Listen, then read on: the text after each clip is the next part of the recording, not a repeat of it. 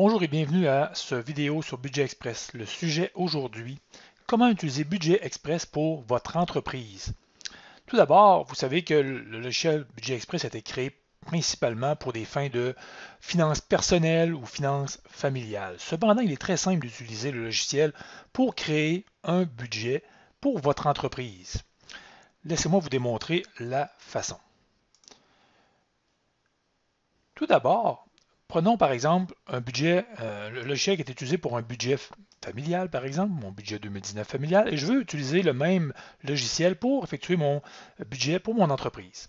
Moi, ce que j'aime faire dans un cas comme celui-là est de créer un nouveau budget, évidemment, mais de lui donner, on va lui donner un nom fictif qu'on connaît bien, et je vais commencer mon budget en début de 2019. Ce que j'aime bien faire est de créer mon budget à partir de l'assistant, mais seulement pour le compte de banque et les cartes de crédit. Les revenus et les dépenses, nous allons y revenir un peu plus tard, car on doit personnaliser les sous-postes budgétaires, car comme mentionné au départ, le logiciel présente principalement des sous-postes budgétaires liés aux finances personnelles. Donc, commençons d'abord par créer un compte de banque principal, entreprise, donc avec un solde de départ de 1000 $ par exemple. Et souvent, on a une carte de crédit pour l'entreprise, donc je vais la créer immédiatement dans ce cas ici.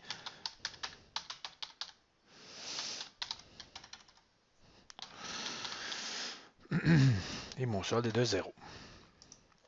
Pour le restant, comme je mentionnais tout à l'heure, pour les revenus et les dépenses, nous allons tout simplement faire suivant et terminer pour aller créer mes revenus et mes dépenses dans le module de configuration qui est ici. Ce que je vais faire, c'est de créer et de modifier les postes budgétaires pour que cela réponde à des analyses d'entreprise. Tout d'abord, avant de commencer à créer mes sous-postes budgétaires, on doit créer nos postes budgétaires. Les postes budgétaires, à quoi ils servent? Ils servent principalement à regrouper l'information dans nos rapports, dans nos analyses, aux fins d'exploitation de nos données. Donc, si par exemple, dans mes revenus, je vais commencer par les revenus, évidemment que les postes qui sont ici ne répondent pas aux critères que je veux avoir pour une entreprise. On va en créer un nouveau. On va créer un nouveau poste budgétaire pour les revenus. Disons revenus d'exploitation. Produits et formation. Et on va mettre un petit logo rapidement. Donc, le petit bonhomme. Et on enregistre. Bon. Maintenant que j'ai créé mon nouveau poste budgétaire revenu d'exploitation, je vais aller dans les sous-postes budgétaires de revenus. Et à l'intérieur évidemment, de mon revenu d'exploitation, je n'ai aucun sous-poste, donc je vais les ajouter. Je vais ajouter les produits que je vends. On va faire ça rapidement. Produit A, produit B, produit C, etc. Et voilà, ma première partie de mes revenus d'exploitation ont été créés. Donc, je vais pouvoir effectuer mon budget pour ces comptes de revenus. Maintenant, occupons-nous des dépenses. Encore une fois, dans les dépenses, si je retourne dans mes postes budgétaires, je voudrais créer une grande famille qui représente, encore une fois, les titres, comme dans un état des résultats, par exemple, donc qui représente les données pour une entreprise. Donc, je vais y aller avec les dépenses d'exploitation, qu'on va inscrire les données tout à l'heure. Dépenses d'exploitation. Bon, encore une fois, on va mettre un petit bonhomme. Enregistrer, ajouter les salaires et avantages sociaux.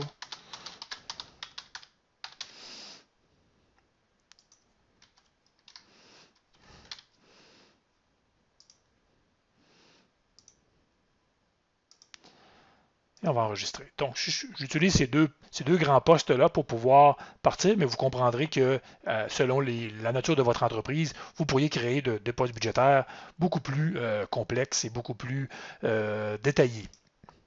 Donc, allons-y pour nos dépenses d'exploitation. Évidemment, dans mes comptes, à l'intérieur de mes comptes actuellement, j'ai peut-être déjà, dans mes sous-postes budgétaires, j'ai peut-être déjà des comptes qui existent que je voudrais réutiliser. Par exemple, dans les impôts, les taxes ou des assurances, des choses comme ça. Mais on peut aussi recommencer de zéro et créer nos propres postes à l'intérieur de chacun de ces deux modules pour pouvoir, de ces deux postes budgétaires pour pouvoir représenter nos dépenses réelles. Donc, mettons frais d'opération, excusez-moi, frais d'opération fixe. Je vais en créer quelques-unes. On va créer quelques dépenses d'exploitation. Maintenant, passons aux salaires et avantages sociaux. On peut y aller pour, par exemple, si on a quelques employés, on veut effectuer notre budget par employé. Donc, on peut l'appeler, bon, on paye Paul. Donc, nous avons créé quelques postes pour les salaires aussi. Maintenant, on va effectuer notre budget. Donc, on va aller dans les opérations. On va commencer par les revenus. Nous allons créer nos différents postes de revenus.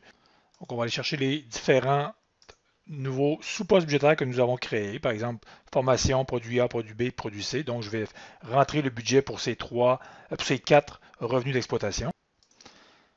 Maintenant, nous avons créé notre budget par mois. Je rentre un montant par mois de prévision, de planification de nos revenus.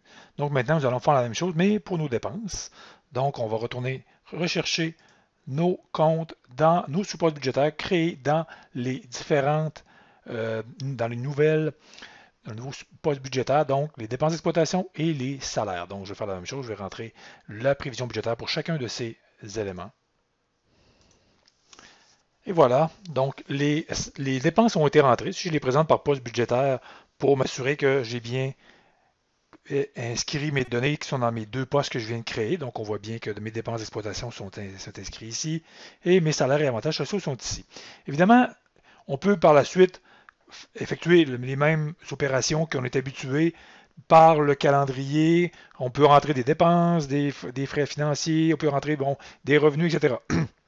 Donc, évidemment que vous êtes en mesure de créer toutes ces opérations directement comme avant. Ce qui est important de retenir, par exemple, c'est que si vous utilisez des nouveaux comptes de dépenses ou des nouveaux types de comptes de revenus, d'aller les placer dans les bons postes budgétaires, dans la configuration. Cela va aider grandement lorsque ce sera le temps de sortir une analyse, par exemple. Donc, si je sors mon analyse pour l'année complète, donc je vais demander pour l'année courante, je vais aller voir à quoi ressemblera. Je vais demander un rapport sommaire, ça va être plus simple à regarder. Un rapport sommaire de mon budget.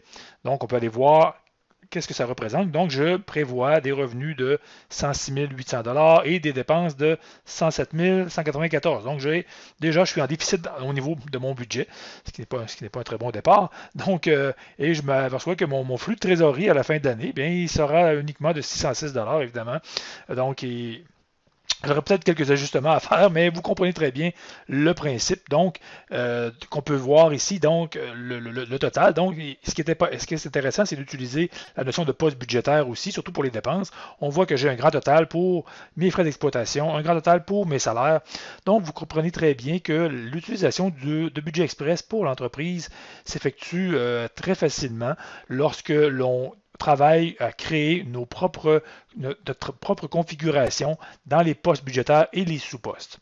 Et par la suite, utiliser évidemment les analyses pour pouvoir récupérer l'information telle qu'un état des résultats que vous êtes habitué de recevoir dans votre entreprise pour faire une comparaison avec le réel.